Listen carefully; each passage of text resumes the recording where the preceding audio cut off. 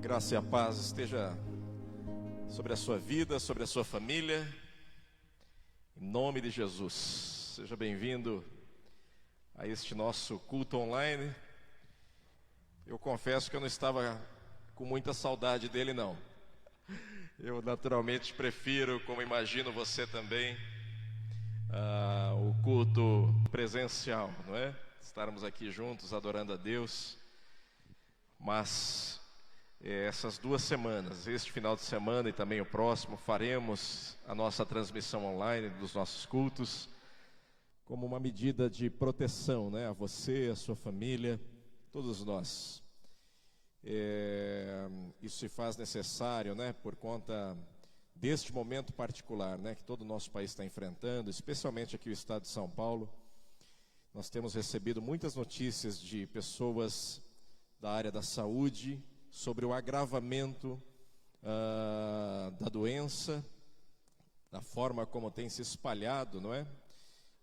Esse vírus, e como os hospitais, tanto aqui da capital como também do interior, aqui próximo da capital, estão realmente lotados, né? E essas informações, como recebemos de pessoas da nossa confiança, pessoas que atuam tanto aqui da nossa igreja como pessoas próximas, alertando sobre esse avanço da doença, nós decidimos então fazer a transmissão online exclusivamente, embora a gente tenha transmitido praticamente todos os nossos cultos aos domingos, mas a gente entendeu que era necessário voltarmos a transmissão online para esses 2 finais de semana dessa recomendação do nosso estado. Mas eu creio que Deus tem algo especial para falar com você aqui essa noite. Hoje eu vou falar sobre um tema que eu quero inclusive fazer um desafio a você, né, que está nos acompanhando neste momento. O tema da mensagem desta noite é superando as incertezas. Talvez nessa semana você tenha conversado com alguém do seu trabalho, talvez da sua família, acerca das incertezas que nos rodeiam, né, das incertezas que estão nos afetando nesses dias de pandemia. E eu quero fazer um desafio para que você, neste momento, enquanto eu vou dar aqui alguns avisos, você pudesse se recordar, se lembrar de pessoas que talvez Deus vai colocar no teu coração neste momento, e você pudesse compartilhar o link dessa transmissão, para que essa pessoa possa ouvir alguns conselhos. Hoje eu vou falar sobre 4 conselhos de um rei, do rei Davi, no momento de incerteza que ele estava vivendo, e quais foram esses 4 conselhos que servem para nós hoje, com toda certeza. E eu gostaria muito que você compartilhasse este link para pessoas que talvez você tenha conversado, tratado sobre incerteza nesses últimos dias, tá bom? Então, enquanto você adere a esse desafio, abraça esse desafio, eu quero te dar alguns avisos rapidamente, né? Nós vamos ter a nossa programação semanal mantida, né? Então, terça-feira, o nosso culto de oração, a quarta e quinta-feira. Se você ainda não faz parte do nosso Conexão I9, que são os pequenos grupos que se reúnem virtualmente através de salas de conferência, né? Seja no Google Meet, alguns irmãos estão utilizando o Zoom. Então, se você ainda não participa de nenhum grupo, manda um WhatsApp para o WhatsApp da igreja, né? Manda os seus dados para nós através do WhatsApp da igreja, vai aparecer na tela já aí para você. Informe que você não está ainda participando do Conexão. O nosso Conexão funciona por faixa etária, são grupos de interesse que nós dividimos para casais, para solteiros, para solteiras, jovens, adolescentes. Nós temos grupos para todas as faixas etárias, e você pode participar conosco de quarta-feira ou quinta-feira à noite. Você vai poder participar. É um tempo muito maravilhoso de comunhão, também de você edificar a sua fé, é um tempo que compartilhamos da palavra. Então eu quero incentivar você a participar do Conexão I9 às quartas-feiras ou às quintas. Sábado que vem nós temos a nossa rede Overflow. Vai acontecer de forma online também, mas fique ligado, fique atento, né? Vai ser apenas este sábado, porque no próximo final de semana, não este seguinte, o outro, nós já estaremos aqui de forma presencial fazendo o nosso culto. E eu vou até acatar aqui uma sugestão do pastor Ademar acerca da Santa Ceia, que aconteceria no próximo domingo. Todo segundo domingo de cada mês é a nossa Santa Ceia. E ele me sugeriu aqui, eu vou acatar essa sugestão, de nós fazermos a Santa Ceia presencialmente, então, no terceiro domingo, não este próximo, o seguinte. Então, excepcionalmente neste mês, nós celebraremos juntos aqui presencialmente, no terceiro domingo deste mês, e eu tenho certeza que vai ser maravilhoso. Amém? Em abril, irmãos, nós temos muitas novidades, né? Eu quero só dar uma pitada, né, do que nós vamos ter em abril. Nós temos um projeto de educação aqui para a nossa igreja, que em breve você vai conhecer. E em abril nós vamos também iniciar um projeto para empreendedores da nossa igreja, da nossa região. Mesmo você que esteja longe, mas esteja aqui na cidade de São Paulo, nós vamos ter um projeto que vamos divulgar em breve para empreendedores. E vamos ter também o lançamento da nossa rede de adolescentes, que também vai acontecer aqui no mês de abril. Então, abril vai ser muito movimentado, nós temos muitas novidades aqui para compartilhar com você. Então, fique atento, em breve você vai ter todas essas novidades, tá bom? Se você deseja contribuir, os dados da nossa igreja vão aparecer aí na tua tela, você pode fazer através do Pix. O Pix tem sido a opção da grande maioria aqui da nossa igreja, então obrigado a você que tem contribuído e utilizado o Pix, né? Porque o Pix, tanto para você como também para a nossa igreja, não tem nenhuma tarifa, então isso é muito bom, é uma ferramenta ótima. Então contribua com alegria, né? Sua oferta, o seu dízimo. Esta semana é uma semana de desafios aqui financeiros, né, para a nossa igreja, e eu quero muito contar com você, com a tua fidelidade, e agradecer também você que tem entendido este princípio de ofertar, de semear na obra de Deus, que Deus possa honrar a sua fé, a sua semente de fé, que Deus possa fazer multiplicar tudo aquilo que você tem colocado no reino dEle, transbordando sobre a tua vida bênçãos espirituais, bênçãos materiais, bênçãos sobre a sua família. A Bíblia diz que a bênção de Deus ela é recalcada, sacudida e transbordante, que assim seja sobre a sua casa, sobre a sua família, em nome de Jesus. Amém? Contribua com alegria. Bom, eu quero começar falando sobre a palavra aqui desta noite. Eu gostaria de convidar você a abrir a sua Bíblia no primeiro livro de Samuel, no capítulo 22. Se você tiver uma Bíblia em mãos, ótimo, se não pelo aplicativo, eu gostaria que você acompanhasse a leitura dessa palavra, lá no primeiro livro de Samuel, capítulo 22. Você que talvez esteja chegando agora, seja muito bem-vindo. Hoje nós vamos falar sobre um tema. O tema desta mensagem é superando as incertezas, né? Nós vamos falar sobre as incertezas da vida e como podemos superá-las. Talvez você esteja enfrentando um momento de muita apreensão no teu trabalho, talvez até mesmo na tua família, no teu casamento. Talvez você está cercado aí por pontos de interrogação, não é? Sem saber o que vai acontecer amanhã, sem saber e com muita apreensão sobre o que vai acontecer nesses próximos meses. E talvez um medo, talvez uma insegurança tenha abatido o teu coração. E eu quero hoje, essa noite, compartilhar com você uma história que é muito conhecida na Bíblia, e que é muito parecida, inclusive, com os tempos que nós estamos vivendo neste momento, não é? E nós vamos extrair essa noite algumas lições, alguns ensinamentos que certamente vão te ajudar a enfrentar este momento de pandemia, este momento de incerteza, com um olhar diferente, talvez, do olhar que você até hoje enfrentou as adversidades. E esse texto de 1 Samuel, capítulo 22, vai começar nos contando uma história muito interessante do rei Davi, e eu gostaria que você acompanhasse a partir do versículo 1, que diz assim: Então Davi se retirou dali e escapou para a caverna de Adulão.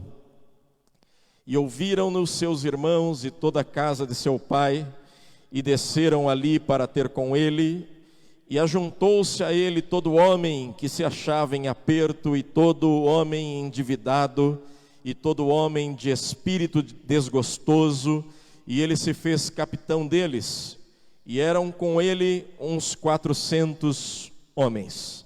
Até aqui. Pai, nós lemos, Senhor, a Tua palavra e pedimos que o Teu Espírito Santo, Deus, possa falar conosco nesta noite.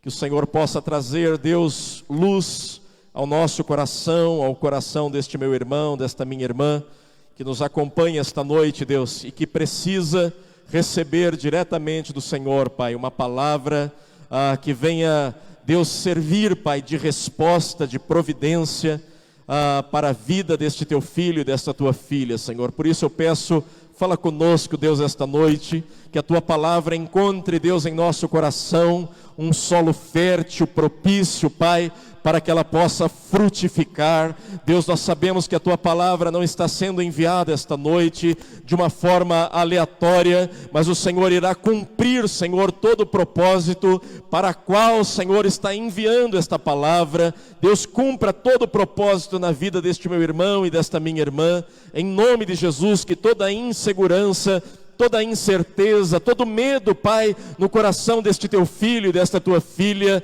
Deus, que possa ser arrancado esta noite, Pai, e que, Deus, a certeza, a segurança que o Senhor está no controle de todas as coisas, possa, Deus, se apoderar do coração, Deus, da alma deste Teu filho, Senhor, em nome de Jesus, Pai, pois nós sabemos em quem nós temos crido, Deus, e sabemos que o Senhor é poderoso para fazer infinitamente mais. Por isso cremos em Ti, Pai, cremos na Tua palavra e pedimos, Deus, fala conosco esta noite, em nome de Jesus, amém.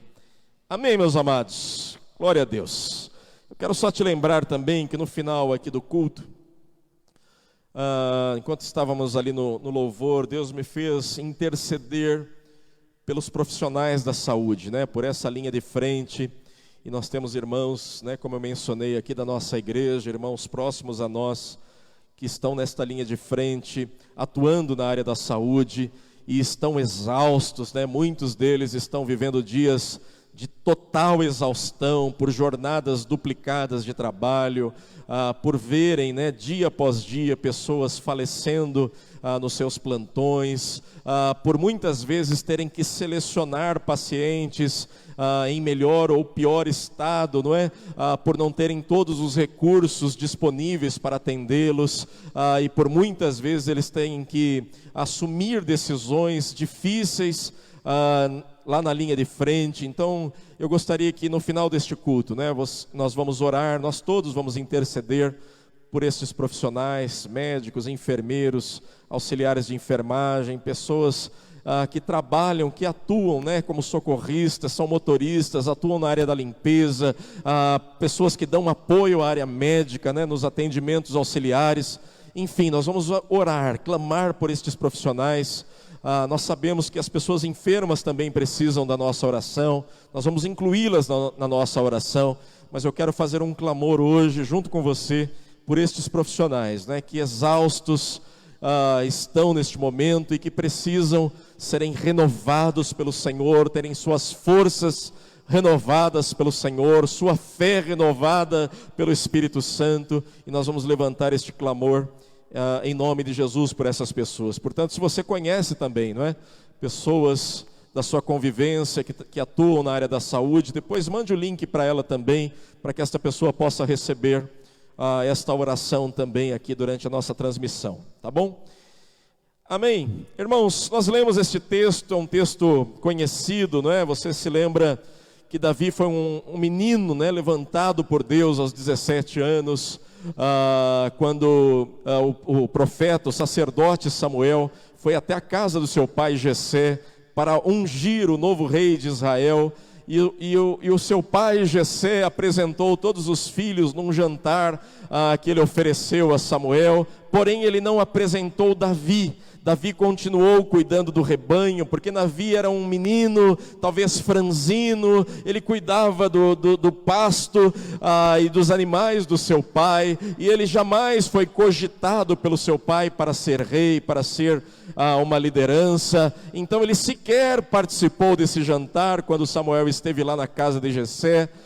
E você vai se lembrar que Samuel, quando conheceu todos os filhos de Jessé, ele olha para todos eles e fala para Jessé: Jessé, você não tem mais nenhum outro filho, todos os seus filhos estão aqui à mesa realmente. E Jessé vai dizer para Samuel: não, eu tenho um filho mais novo, ele se chama Davi, ele está cuidando do meu rebanho, ele está lá no pasto cuidando do rebanho.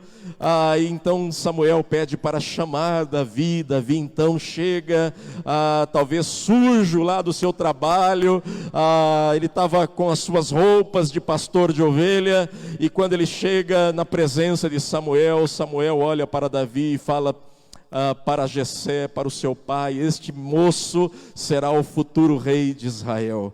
E então Samuel vai ungir aquele menino que estava esquecido no pasto, que sequer foi cogitado para se sentar à mesa com o sacerdote, mas apesar do pai dele não ter cogitado ele para se tornar um rei, apesar dos irmãos talvez olharem para ele com algum desprezo, Deus jamais desconsiderou a possibilidade e o sonho que Deus tinha de tornar Davi o maior rei da nação de Israel, e foi exatamente isso que aconteceu. E Davi recebeu a sua unção para se tornar um futuro rei de Israel aos seus 17 anos, quando Samuel derrama sobre a cabeça dele o azeite, e 13 anos depois, com 30 anos de idade, ele vai se tornar rei da nação de Israel. Mas neste meio tempo, a vida de Davi não foi nem um pouco fácil.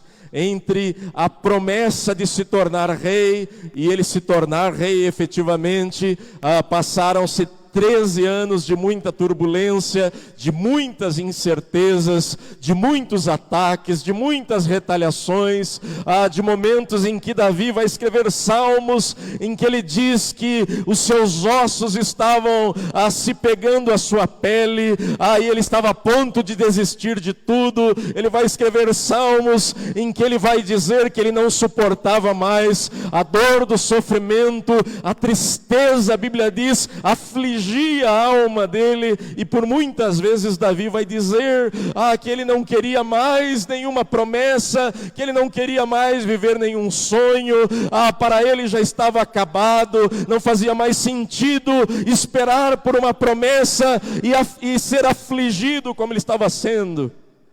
Então você vai ver Davi reclamando por muitas vezes, apesar de Deus ter uma promessa linda sobre a vida dele, linda sobre a nação de Israel, mas Davi teve que passar por momentos muito difíceis, e este texto que nós lemos em 1 Samuel, capítulo 22, vai mostrar um destes momentos, o momento em que a Bíblia diz que Davi se retira e se refugia numa caverna chamada Caverna de Adulão.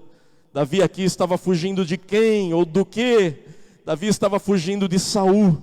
Você vai se lembrar que um dos episódios mais conhecidos na Bíblia acerca de Davi é quando ele vai enfrentar o gigante filisteu, não é? Quando ele vai diante do exército de Israel, e ele percebe que por 40 dias o exército dos filisteus estava afrontando o exército de Israel, e um gigante dos filisteus chamado Golias estava afrontando todos os dias, por 40 dias, o exército de Israel, dizendo: será que não existe um homem sequer, um único homem em Israel capaz de me enfrentar? Será que o Deus de Israel não tem um único representante que possa vir ao campo de batalha para me enfrentar? E se eu ganhar, vocês me servirão, mas se vocês ganharem, todo o exército filisteu será servo de Israel.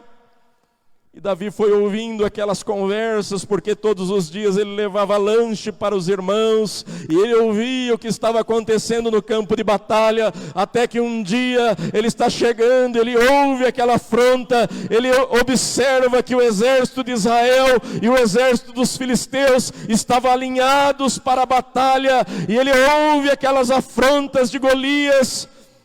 E quando Golias fala aquela palavra novamente, dizendo: não há homem em Israel, ele vai ao encontro, ele entra na tenda de Saul de uma forma ousada, E Davi, que estava levando lanchinho para os seus irmãos, que eram capitães do exército de Saul, ele vai até a tenda de Saul e fala para Saul: Saul, não é possível que nenhum homem de Israel vá enfrentar este homem. Quem este incircunciso filisteu pensa que ele é para afrontar o exército do Deus vivo? E diante daquela afronta, a Bíblia diz que Davi fala: se ninguém for, eu vou. E Saul olha para ele e fala: mas você não tem habilidade, você não tem nenhum conhecimento de guerra, como é que você vai enfrentar aquele gigante? Alguns historiadores dizem que Golias tinha 2,90 metros de altura, era um homem forte, a sua armadura, suas armas amedrontavam qualquer um. Então a Bíblia diz que Davi insistiu com Saul, e Saul colocou a sua própria armadura em Davi. Davi não conseguiu sequer se colocar em pé com a armadura de Saul, porque ele era franzino, aquela armadura pesada. Então Davi vai dizer: eu não preciso da sua armadura, eu não preciso da sua lança, eu não preciso do seu escudo, eu vou assim, do jeito que eu estou. E ele foi até próximo a um riacho, pegou 5 pedrinhas, pegou a sua funda, colocou na sua cintura, e ele desce ao campo de batalha. E quando ele chega no campo de batalha, você já conhece essa história. Golias vai dizer para Davi: você pensa que eu sou um cão para você vir contra mim com pedras? Você acha que eu sou um cachorro? Ao final dessa tarde, o seu corpo vai estar estendido neste campo, para que as aves do céu venham e comam a sua carne ainda esta tarde. Ele amaldiçoa Davi, ele zomba de Davi, ele afronta Davi. Davi vai dizer para aquele gigante assim: você vem contra mim com a sua lança, com armas, com escudo, mas eu vou contra você em nome do Senhor dos Exércitos. O que Golias não sabia, e o que Saul também descobriu, é que Davi estava sendo preparado a vida inteira para aquela batalha. Talvez você pense que você não foi preparado por Deus para viver estes dias. Eu quero te dizer que todas as experiências que você já viveu na vida, principalmente aquelas experiências de dor, aquelas experiências em que você se sentiu sozinho, principalmente aquelas experiências em que você olhou para o lado e não tinha ninguém com quem contar, todas essas experiências que você acumulou na vida, aquelas experiências que fizeram você chorar, talvez um choro que ninguém ouviu, um choro que ninguém sabe que existiu. Foram experiências que te prepararam para você viver os dias que estamos vivendo hoje. Foram experiências que te habilitaram a você enfrentar as inseguranças, as incertezas que estamos vivendo nesses dias. Portanto, Deus te preparou para este tempo. Deus preparou a sua vida para você enfrentar este tempo. Acredite que cada cicatriz que você carrega dentro da sua alma, elas foram necessárias para você chegar nestes dias e enfrentar as incertezas com uma disposição que talvez você não teria, não fossem as cicatrizes que você carrega dentro de você. O que Saul não sabia e que Golias talvez não sabia também, é que por muitas vezes Davi estava lá no campo sozinho, e leões de uma maneira sorrateira cercavam o aprisco do seu pai, para tentar abocanhar algumas ovelhas, fazer de alguns animais do seu aprisco se tornarem suas presas. E o que ninguém sabia é que Davi cercava da mesma forma aquele aprisco, aquelas ovelhas, e quando um leão vinha contra as suas ovelhas, ele se punha em combate contra aquele leão, e ele rasgava os leões no meio. Aleluia por isso. Ele fez isso com leões, ele fez isso contra ursos, ele fez isso diversas vezes. Talvez ninguém sabia que Davi carregava cicatrizes físicas no seu corpo por ter combatido contra animais selvagens que afrontaram o seu aprisco, que tentaram matar as suas ovelhas, as ovelhas do seu pai, e por muitas vezes aquelas batalhas e aquelas cicatrizes que ele carregava estavam preparando Davi para aquele momento especial que ele estava vivendo. E a Bíblia diz, como você já sabe, que Davi pegou a sua funda, colocou uma pedra naquela funda, de uma maneira certeira, atingiu a testa daquele gigante filisteu, e depois Davi pega a arma daquele próprio filisteu e vai arrancar a cabeça dele, e vai levar a cabeça dele até a presença de Saul, e a partir daquele momento a história de Davi foi completamente transformada. Porém, Saul, que ao invés de ver Davi como um aliado, ao invés de enxergar em Davi alguém que poderia ser importante para o seu reino, e ele até o fez de uma maneira a cumprir uma promessa de guerra, ele tornou Davi o seu genro, uma das filhas de Saul se casa com Davi, e você vai ver que Davi ele vai receber um cargo importante para dirigir uma parte do seu exército, e ele passa a se sentar à mesa com Saul, passa a jantar com Saul, ele frequenta o palácio real agora, porque ele havia ganhado notoriedade por conta daquilo que ele fez contra os filisteus. Só que à medida que Davi ia crescendo, a sua popularidade também ia crescendo. E você vai ver Davi sendo assediado muitas vezes pelo povo para se tornar um líder ainda maior.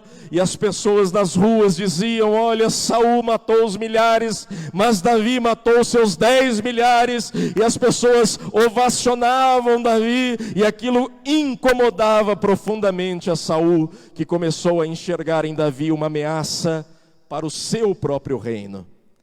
Ele entendeu que Davi seria uma ameaça, então começa a persegui-lo para matá-lo. A Bíblia diz que Saul não tinha outro propósito que não fosse tirar a vida de Davi. E aqui você vai ver Davi se retirando, não é? Indo para a caverna de Adulão. E a Bíblia diz que lá se encontram com ele os seus irmãos, se encontram toda a casa do seu pai. Mas junto, dentro daquela caverna, outros homens, e a Bíblia vai dizer que eram homens endividados, homens de espírito desgostoso, e estes homens somavam uma quantidade lá de 400 homens, depois virou 600, homens que não tinham habilidade de guerra, homens que não tinham nenhuma motivação para viver, homens que estavam também cobertos de incerteza. A única certeza que tinha Davi é que a sua hora ia chegar a qualquer momento. Ele sabia que havia um cronômetro contra ele para destruí-lo a qualquer momento, porque Davi havia mobilizado todo o seu exército, toda a sua força de guerra, para achá-lo, para encontrá-lo onde quer que ele estivesse, para matá-lo definitivamente. E foi nesse ambiente de incerteza, de afronta, que Davi estava vivendo, e foi neste ambiente que ele vai nos ensinar coisas valiosíssimas, que essa noite eu quero dividir com você. Mas antes de falar desses ensinamentos que Davi vai nos dar, eu gostaria que você prestasse atenção em algo muito interessante que essa história nos conta também. 1 Samuel capítulo 20, verso 3 vai dizer assim, apenas o finalzinho deste versículo. Ele diz assim: há apenas um passo entre mim e a morte. Quando a perseguição se torna ainda mais intensa, Davi estava sem saída, as incertezas se apoderaram dele, de Davi. E Davi vai dizer isso em 1 Samuel capítulo 20, verso 3. Há apenas um passo entre mim e a morte. É como se Davi estivesse desistindo de tudo, é como se Davi soubesse que em poucos momentos a vida dele estaria completamente comprometida, ele estava por um fio, e ele estava a ponto de perder a vida a qualquer instante, porque ele não tinha para onde fugir de Saul. Ele sabia que o exército de Israel era numeroso, era poderoso, e por mais que ele se escondesse, por muitas vezes ele fez isso. A Bíblia vai dizer que ele sai da cova de Adulão, ele vai para um lugar chamado Bosque de Herete, e lá ele vai entrar numa guerra novamente contra os filisteus, e ele fica numa cidade chamada Keila, onde esta batalha acontece, e ele e os seus homens, aqueles mesmos que eram falidos, que estavam com o seu espírito abatido, ele torna aqueles homens guerreiros, e estes homens junto com Davi vão defender Keila. Mas o objetivo de Davi era se esconder em Keila, não era apenas ajudar Keila, mas era se esconder do avanço de Saul contra ele. Depois de Keila ele fica por um instante, logo depois da guerra, a Bíblia diz que ele vai para o deserto de Zif, depois ele vai para o deserto de Gesimon, depois para o deserto de Maom, e por fim ele vai terminar às margens do Mar Morto, no deserto de En-Gedi, e lá Saul vai encontrá-lo. No deserto de En-Gedi, um lugar onde ele estava, era também uma caverna escondida no meio do deserto, e ele estava lá com os seus homens, já com 600 homens, e era uma caverna profunda, porque eles se refugiaram ao fundo desta caverna. E a Bíblia diz que Saul estava no encalço de Davi, e quando Davi estava nesta caverna, neste último deserto, a Bíblia vai nos dizer que Saul chega em En-Gedi, cerca aquela região, e Saul sozinho, ele vai até esta caverna onde estava Davi e seus homens. Ele vai lá para fazer suas necessidades, ele vai sozinho, e quando os homens de Davi olharam Saul entrando sozinho pela caverna, eles vão dizer a Davi: Davi, Deus está entregando Saul nas suas mãos, vai lá e acaba com ele está sozinho. E é nesta passagem, é neste momento da história que você vai se lembrar que Davi vai dizer assim: quem sou eu para tocar no ungido de Deus? Eu não vou tocar neste homem. Davi não matou Saul, ele não feriu o rei de Israel por temor a Deus, mas ele se aproxima de Saul. E a Bíblia diz que ele pega a sua espada e corta um pedaço do manto de Saul, das vestes de Saul, e guarda aquele pedaço de veste. Saul vai embora da caverna, e quando ele sai da caverna, se distancia da caverna, Saul sai da caverna, se expõe diante do exército de Saul e do seu rei, e ele vai dizer ao rei de Israel: Saul, eu tive a chance de acabar com a sua vida, porém Deus preservou você, e aqui está a prova de que eu poderia ter matado você dentro desta caverna. Ele aponta para Saul um pedaço da sua própria veste. Saul confere a sua veste e percebe que ela está cortada. Aquilo gera um temor no coração de Saul, ao mesmo tempo que aquele temor estava misturado com ódio, porque ele sabia que Deus estava levantando Davi, e ele poderia ter sido morto naquela ocasião, e Davi preservou a vida dele. Então Davi vai fazer um discurso para Saul: Saul, Deus está me erguendo, mas você tem sido um homem desobediente, você tem sido um homem duro de coração. Eu jamais fui o seu inimigo, eu jamais fui uma ameaça ao seu reino, eu fui leal ao seu trono em todo o tempo. Eu não sei por que você se transformou a mim como seu inimigo. Eu estou sendo leal a você desde sempre. Por que que essa fúria? Por que que esta revolta contra mim, Saul? Então Saul, a Bíblia diz que cai em si, e ele vai dizer para Davi: realmente você é um homem justo e eu não sou. Realmente Deus está levantando você e não mais a mim. O fim dos dias de Saul são dias tristes. Ele termina numa guerra, se lançando na espada de um dos seus pajens de armas, um dos homens que que estavam com as suas espadas, que carregavam as suas espadas, quando ele vê que uma luta, uma guerra estava acontecendo contra Israel, e ele estava cercado, e ele seria morto pelo inimigo, ele pede ao seu pajem de armas: atravessa a minha espada em mim. O pajem de armas não faz isso, ele fala: terrível coisa é atentar contra a tua vida. Então a Bíblia diz que ele se joga na espada e acaba os seus dias, o seu governo de uma maneira trágica. E foi neste momento, nestes momentos de intensa perseguição, neste momento de intensas incertezas, que Davi é erguido ao trono. Ele não teria vida fácil no trono. Eu vou falar ainda sobre isso não esta noite, mas a vida de Davi sobre o trono não foi fácil. Ele teve dias bem complicados, mas Deus o levou ao trono, cumpriu a promessa. Em Davi, nós vemos o cumprimento de uma promessa que foi prometida a Abraão. A Bíblia vai nos dizer que Deus havia dado uma promessa a Abraão, tremenda, de que Israel tomaria toda a terra do Oriente, desde o Egito até o rio Eufrates. Esta palavra foi dada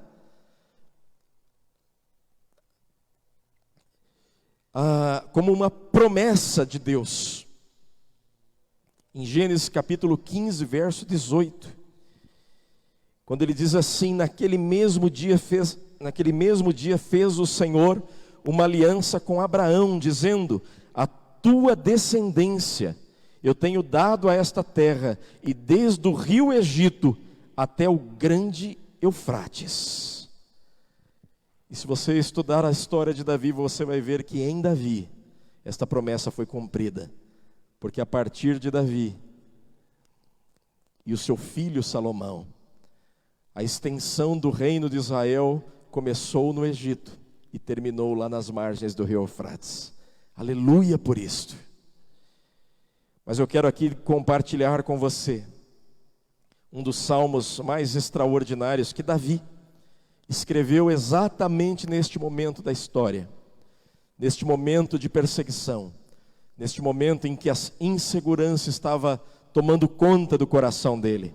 Eu gostaria que você abrisse a sua Bíblia no Salmo 57. É o salmo que Davi escreveu nesses dias de perseguição. E dele nós vamos extrair essas 4 riquezas, esses 4 conselhos do próprio rei Davi para nós nos dias de hoje.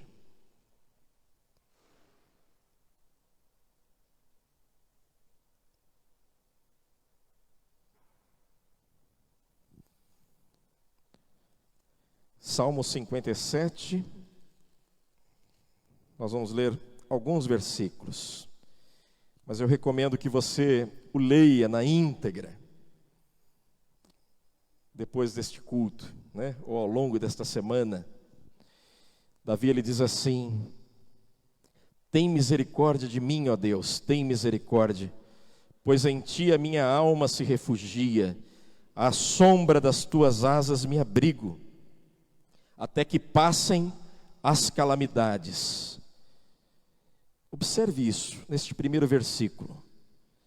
Tem misericórdia de mim, ó Deus, tem misericórdia, pois em ti a minha alma se refugia, à sombra das tuas asas me abrigo, até que passem as calamidades. A primeira coisa que Davi nos ensina aqui neste primeiro versículo: confie na presença de Deus. Até quando, pastor, eu tenho que confiar em Deus? As circunstâncias não estão mudando. Confie na presença de Deus, até que passem as calamidades. Persevere até que passem as calamidades. Prossiga até que passem as calamidades. Não baixe a guarda até que passem as calamidades. As rédeas da história permanecem nas mãos de Deus. O céu não está em quarentena. Deus agindo, ninguém poderá impedir. A Bíblia diz: quem intentará contra o braço forte do Senhor, e quem impedirá o seu agir? Acredite nisto. Até que passem as calamidades, creia em Deus com todo o seu coração, não te estribes, diz o autor de Provérbios, no seu próprio entendimento, antes reconhece a Deus em todos os seus caminhos, e Deus vai aplanar as suas veredas, os seus caminhos, os seus sonhos. Aleluia! Confie na presença dEle. É o que Davi está nos ensinando. Versículo 2, ele diz assim: clamarei ao Deus Altíssimo, ao Deus que por mim tudo executa. Aqui vem uma segunda lição. Talvez na sua versão diga assim: clama ao Deus Altíssimo, né? Na NVI diz assim: clama ao Deus Altíssimo, a Deus que para comigo cumpre o seu propósito. Eu gosto dessa versão.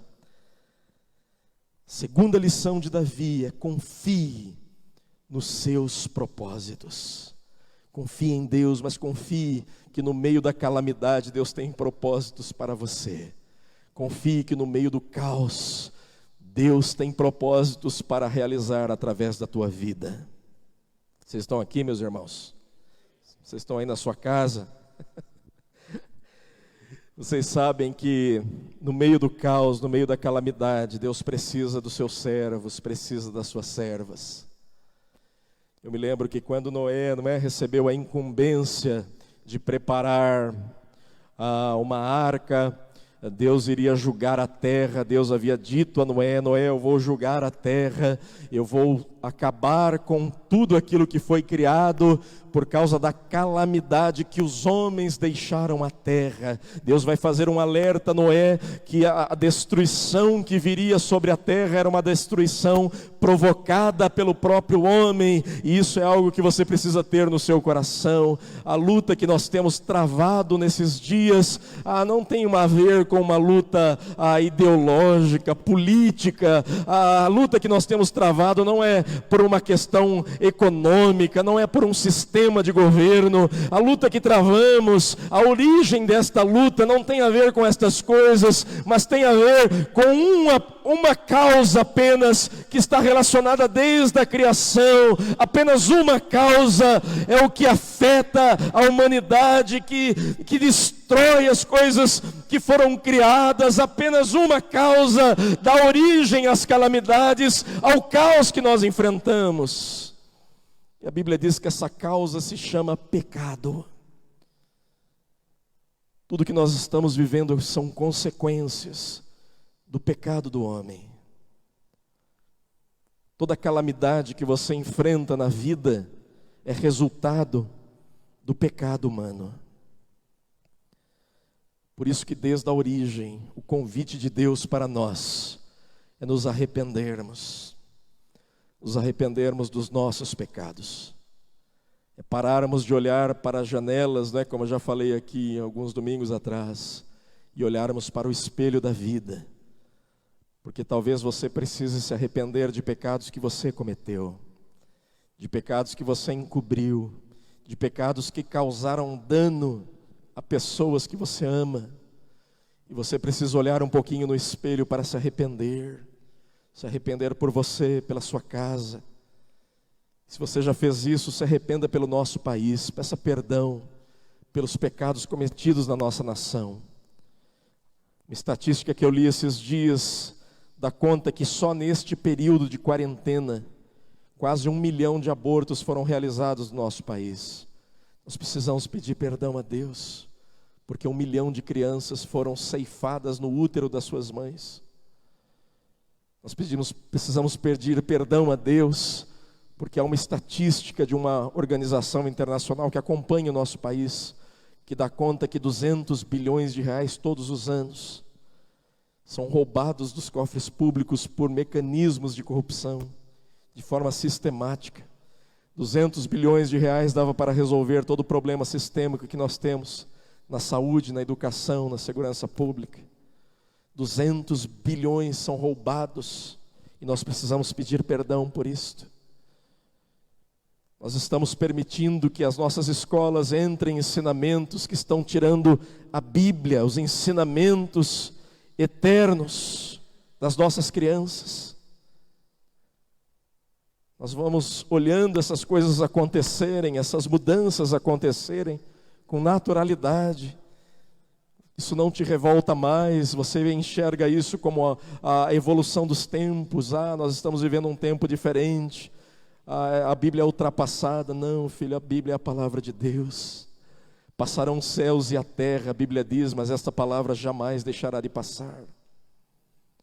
Nós precisamos voltar os nossos olhos novamente para as Escrituras, porque nele, por ele e para ele tudo foi criado.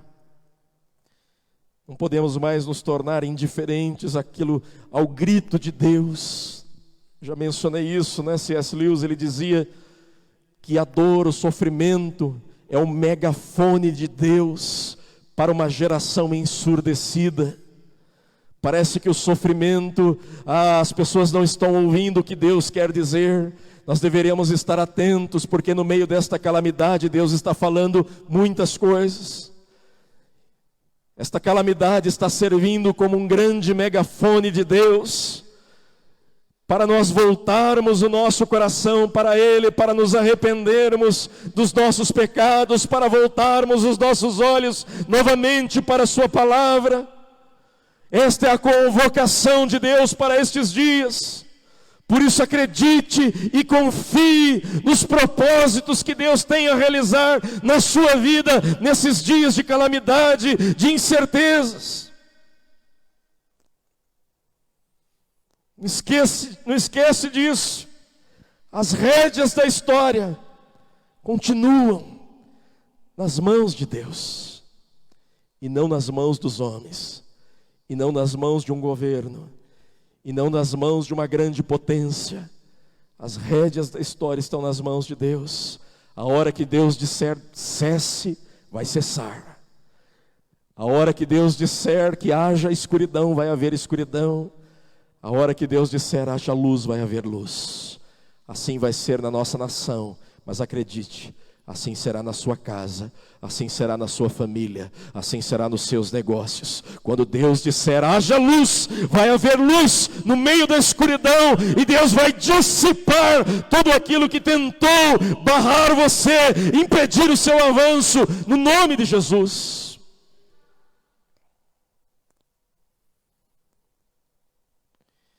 Noé teve a chance de ser um homem para sentenciar as pessoas. Quando Deus disse a ele que ia destruir a terra, ele não foi um homem que se posicionou, como alguns estão se posicionando no nosso tempo, né? Como profetas do caos. Pessoas que estão atacando a igreja, atacando a liderança das igrejas, pessoas que estão prenunciando destruições. Não, irmãos, no meio do caos, no meio da calamidade, Deus não precisa de profetas do caos. Deus precisa de profetas para o caos, profetas que vão gerar esperança, profetas que vão levar a semente, a palavra de esperança ao coração doente, a uma sociedade que está enferma na alma, profetas que vão anunciar que a água de Deus, o rio de Deus, vai trazer cura, refrigério, restauração em dias de caos. Profetas de caos, eles não são úteis, não servem para nada. Eles são apenas pedras de tropeço, são cães que depois de serem lavados voltam ao seu próprio vômito. A Bíblia diz que estes que prenunciam um caos são como porcos que depois de estarem limpos voltam novamente à sua lama. Como se tivessem saudades da lama, como se tivessem saudades de revisitarem o caos, como se tivessem algum prazer na calamidade e no sofrimento das pessoas. Pastor Jim Denison é um homem que eu acompanho já há muitos anos, e ele tem uma frase que eu guardo no meu coração sempre. E ele fala assim: o exército de Deus é o único exército na face da terra que enterra os seus feridos.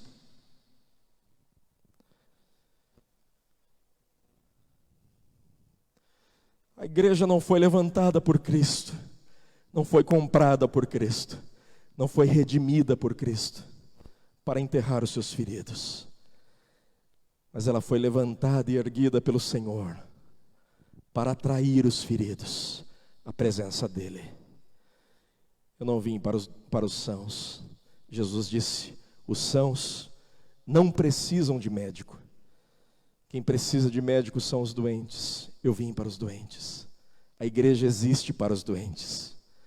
A igreja é o instrumento de Deus para aqueles que estão enfermos. Se você está enfermo esta noite, no seu físico ou na sua alma, Cristo deseja essa noite entrar na tua história e mudar completamente a tua realidade, ainda esta noite, em nome de Jesus. Você acredita nisto?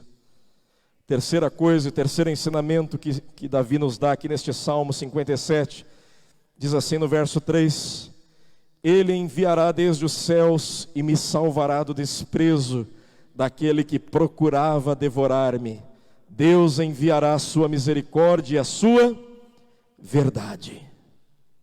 Deus enviará a sua misericórdia e a sua verdade. Terceira coisa, confie no poder de Deus. Ele começa este versículo dizendo que Deus enviará dos céus. A tua providência não vai vir dos homens. A tua providência não vai vir da sua empresa. A tua providência não vai vir do governo. A tua providência não vai vir de um acordo importante da tua empresa, ou de um acordo comercial entre nações. Não, a tua solução, a tua resposta vai vir desde os céus. Aleluia por isto. Ele enviará desde os céus e me salvará do desprezo daquele que procurava devorar-me. Quem é que procurava devorar Davi? Saul. E Davi decidiu não acreditar nas circunstâncias. Davi decidiu não acreditar mais que a vida dele estava por um fio. Davi decidiu acreditar que a sua resposta viria desde os céus. E a partir deste momento você vai ver a disposição, neste salmo que Davi escreve, de Davi, que mudou completamente, quando ele entendeu que ele poderia acreditar no poder de Deus, e que a vida dele estava debaixo deste poder, que vinha dos céus. Amém, meus amados irmãos? E a quarta e última coisa que eu quero dividir com você, está aí no versículo 4 e 5, quando ele diz assim: a minha alma está entre leões, e eu estou entre aqueles que estão abrasados, filhos dos homens, cujos dentes são lanças e flechas, e a sua língua espada afiada. Se exaltado, ó Deus, sobre os céus, seja a tua glória sobre toda a terra. Aleluia. Aqui Davi dá uma pista do estado que estava a sua alma, quando ele diz que ele estava cercado por aqueles que queriam devorá-lo, quando ele estava acuado por verem pessoas mais poderosas do que ele, circunstâncias mais poderosas do que ele, e ele não tinha o que fazer. Ele sabia que ele estava cercado e a qualquer momento a vida dele seria alvo. Mas aqui ele declara: seja exaltado, ó Deus, sobre os céus, e seja a tua glória sobre toda a terra. Aqui Davi faz uma declaração que nos dá a quarta lição, onde ele vai dizer que tudo, rigorosamente, está no controle de Deus. Isso você precisa ter dentro de você. Tudo, rigorosamente, está no controle de Deus. Toda calamidade da tua vida está rigorosamente sob o controle de Deus. Todo o caos que você possa estar vivendo está rigorosamente no controle de Deus. Nada, absolutamente nada, está fora do controle do cetro do nosso Deus, das mãos poderosas do nosso Deus. No nome de Jesus. Você acredita nisto?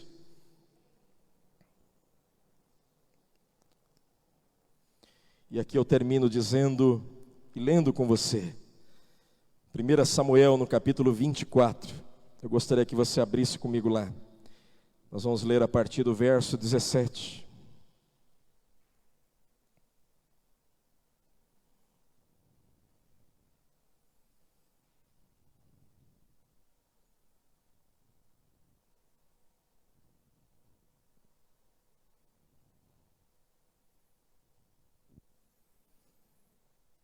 Esse texto diz assim, 1 Samuel 24, versículo 17, diz assim: E disse a Davi, mais justo és do que eu, pois tu me recompensastes com bem, e eu te recompensei com mal.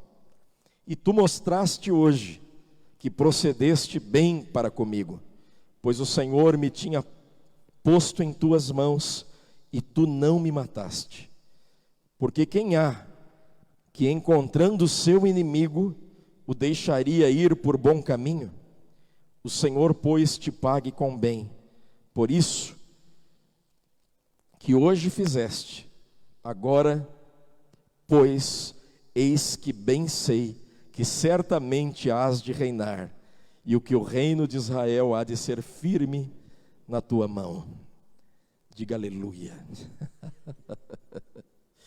Essa declaração foi feita por Saul. E sabe o que isso me ensina? Que o maior inimigo de Davi vai reconhecer o que Deus é capaz de fazer a quem se sujeita a Ele. Se você não pegou isso no teu espírito, eu quero te dizer que tudo aquilo que se levantou contra você até hoje serão os mesmos instrumentos, serão as mesmas ferramentas que hão de reconhecer o que Deus vai fazer na tua vida e na tua casa. Saul foi encarregado por Deus para levar a Davi a mensagem profética que iria se cumprir nos próximos dias. O inimigo, aquele que se levantou para destruí-lo, estava reconhecendo a realidade da promessa de Deus que estava sobre a vida de Davi.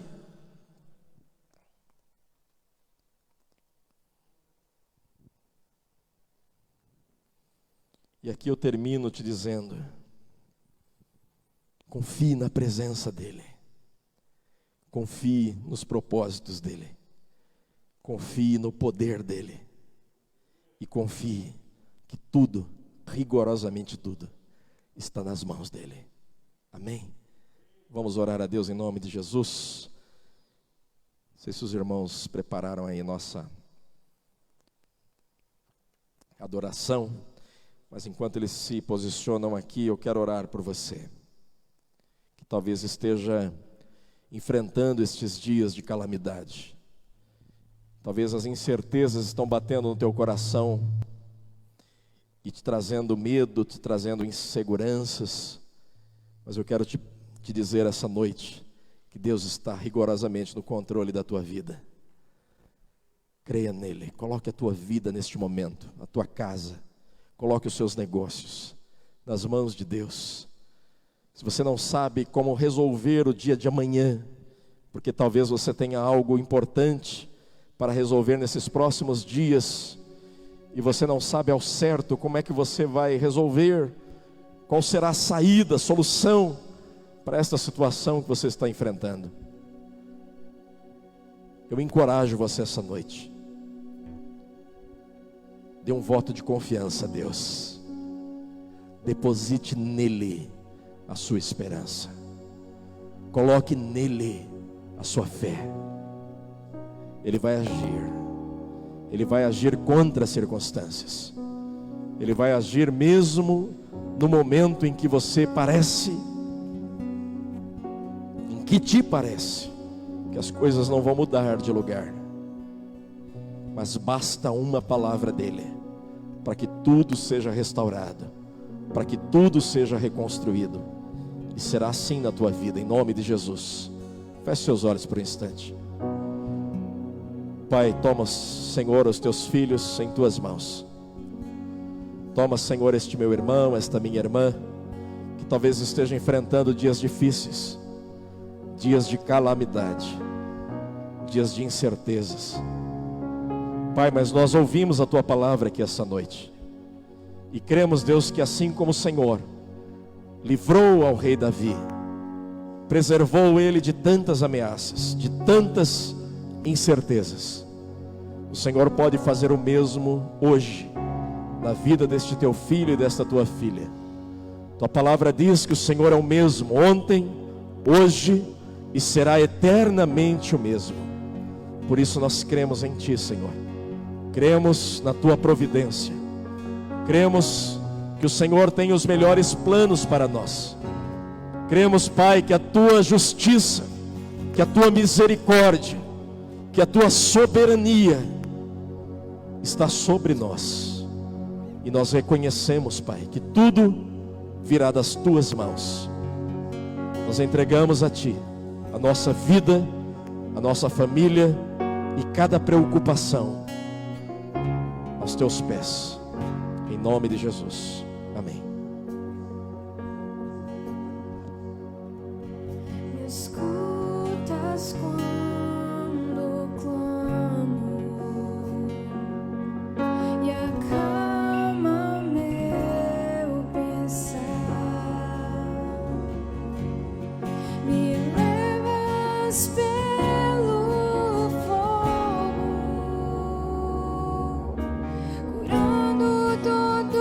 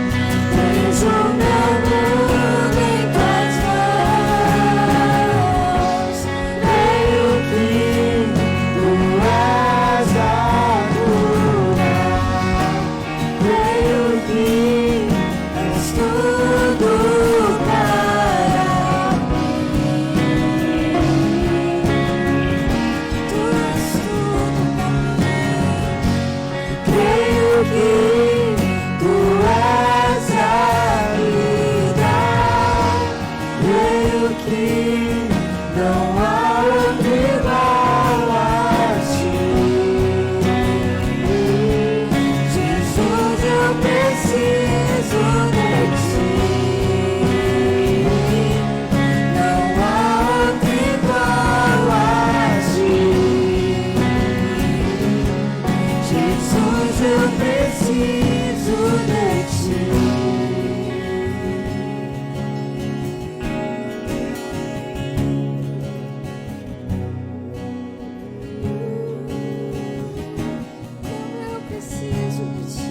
Precisamos de ti. Santo é o teu nome, Senhor. Nós cremos, Deus, que nada é impossível para ti. Nada é impossível para o Senhor.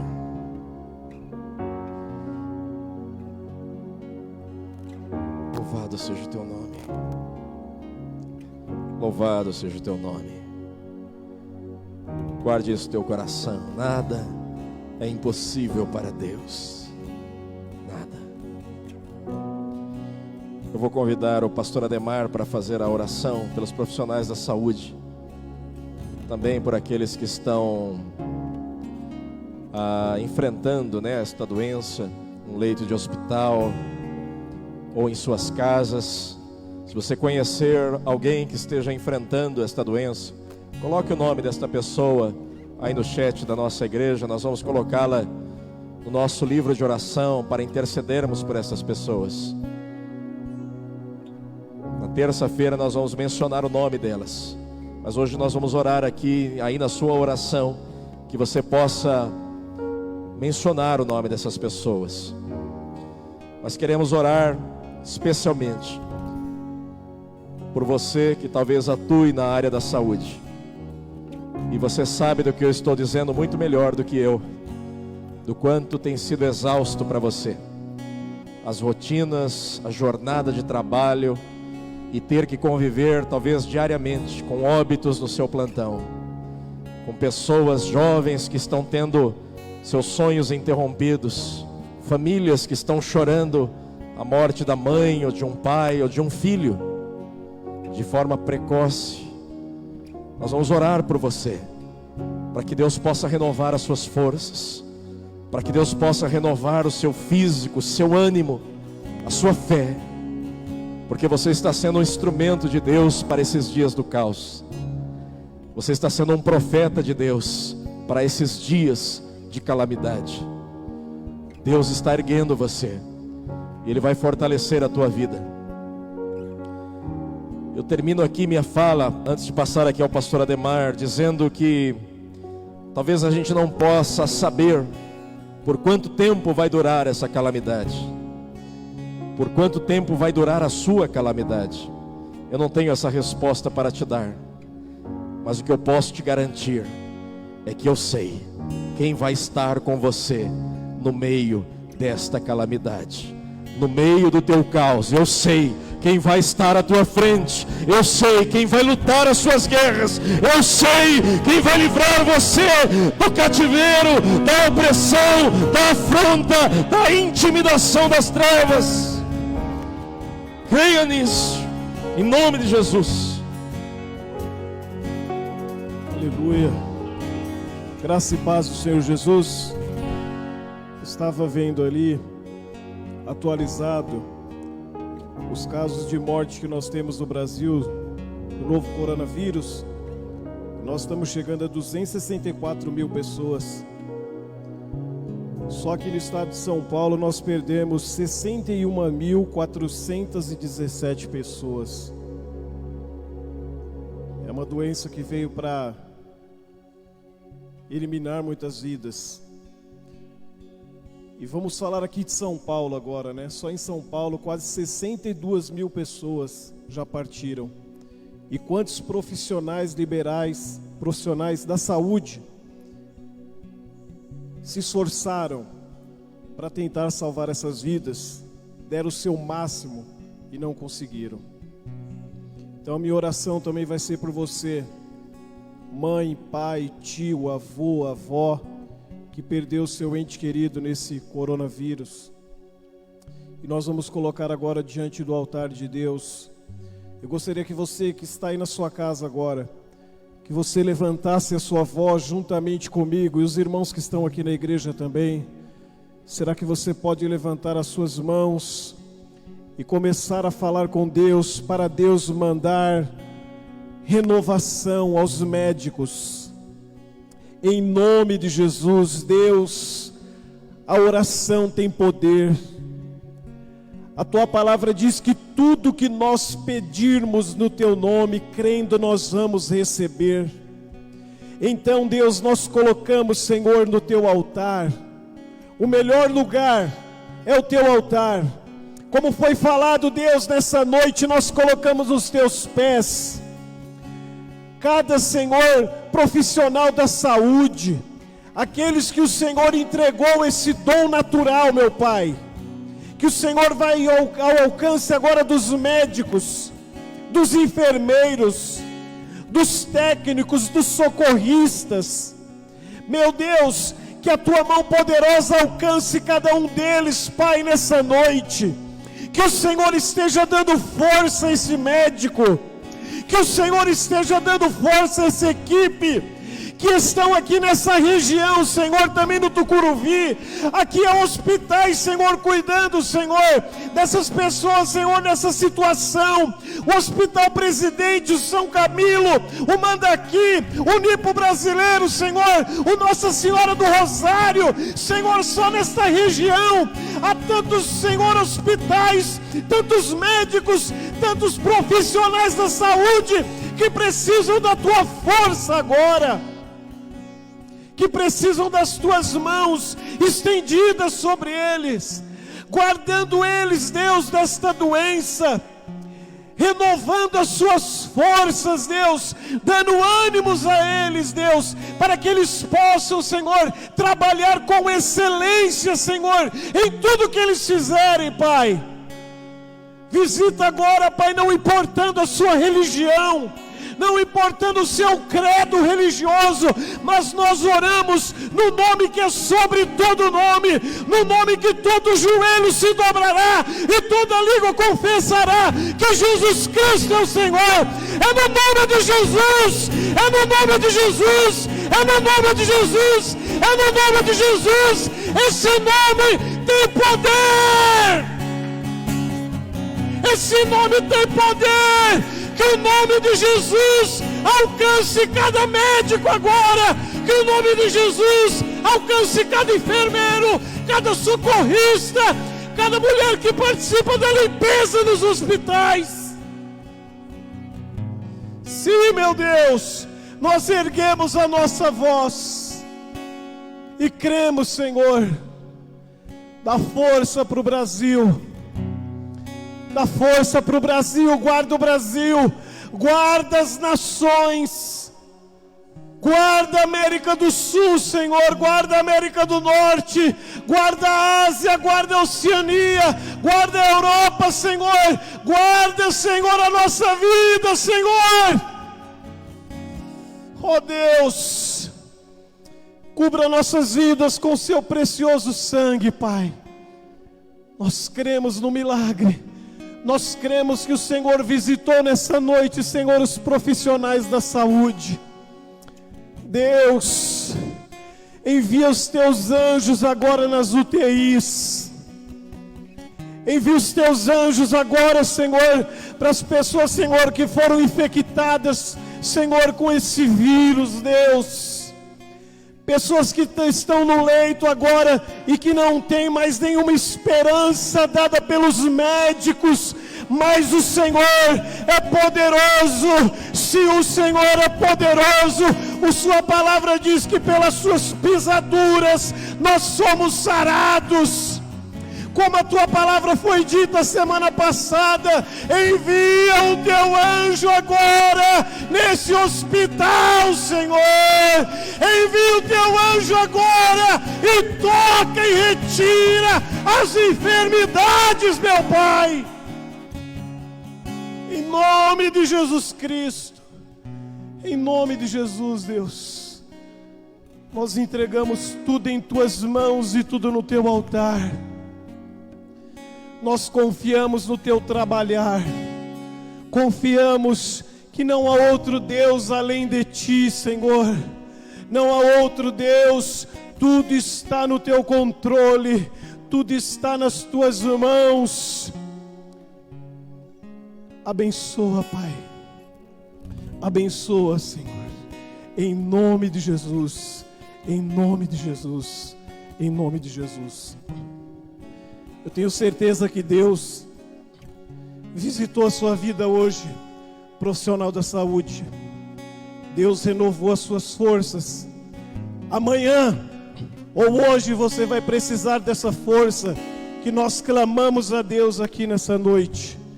E o Senhor vai dar força e vai te dar graça, vai adestrar as suas mãos. E você vai ser um agente de Deus para curar esses enfermos, em nome de Jesus. Em nome de Jesus. Amém, queridos irmãos? Que Deus abençoe a tua semana. Que essa semana venha ser uma semana de vitória na sua vida. Tenha certeza que Deus entrará nas suas incertezas, como a palavra de Deus foi dito nessa noite. Deus falou comigo nessa noite. Esta madrugada eu estava conversando com Deus e querendo entender algumas incertezas, e Deus respondeu para mim nessa noite que tudo que nós precisamos está nas mãos dEle.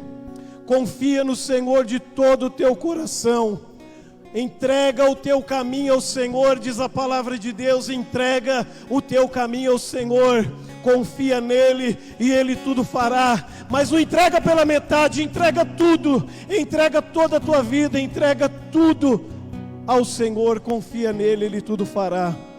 Uma semana abençoada. Terça-feira estaremos aqui orando, clamando a Deus. Quarta e quinta-feira, não deixe de participar da Conexão I9. Apareceu um número aí para você que não está participando, para entrar em algum grupo, alguém vai entrar em contato com você. Então levante a sua mão assim comigo, que o Senhor te abençoe e te guarde e faça resplandecer o seu rosto sobre ti. Que o Senhor te dê paz e alegria nessa semana. Que Ele seja a direção para tudo que você precisa fazer essa semana. Que Deus venha te direcionar de uma forma tão grande que você não venha errar, mas que você venha acertar em tudo que você for fazer. Coloca Ele na tua frente, coloca Deus na tua frente. Começa, hoje é o primeiro dia da semana, coloca Deus na tua frente e tudo vai dar certo. Que o amor de Deus, a graça do Filho e a comunhão do Espírito Santo seja na sua vida, não só hoje, mas para todo sempre. Todos digam amém, que a sua casa seja abençoada, seu emprego, a sua saúde, tudo que você fizer. Deus abençoe e até domingo que vem, em nome do Senhor Jesus.